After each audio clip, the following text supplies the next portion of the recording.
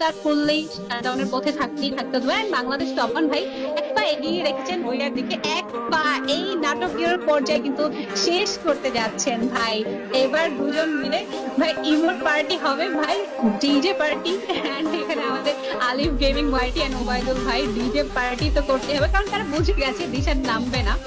And Dishan কি নামবে DJ party, DJ party.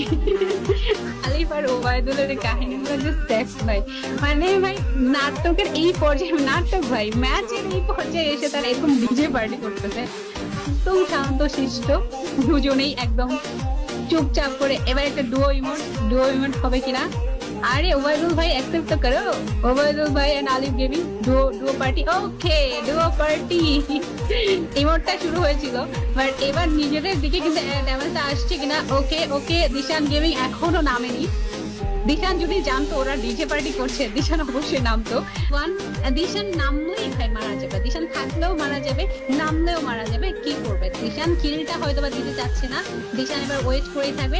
মরে যাবো তাও কিল দিব না। আলিফের কথা হচ্ছে একটা পিক জাস্ট যদি দেয় আলিফ। ওকে, আলিফ মেড কিটটা করবে আলিফ, and দিশান নামবে না। একটা বুয়া বস্তু বাংলাদেশ তপন। এই ড্রামাটিক সিনটা হিস্ট্রি মেকিং একটা সিন, যেখানে কিল দিবে না দিশান, অন্যদিকে আলিফরা কিল দেওয়ার জন্য বসে থাকবে। জাস্ট অসাধারণ ছিল, বহুত ভালো প্লেয়ার শুভ 69 এন্ড লাস্ট ম্যাচটা ভাই অসাধারণ লেভেলে ছিল ভাই।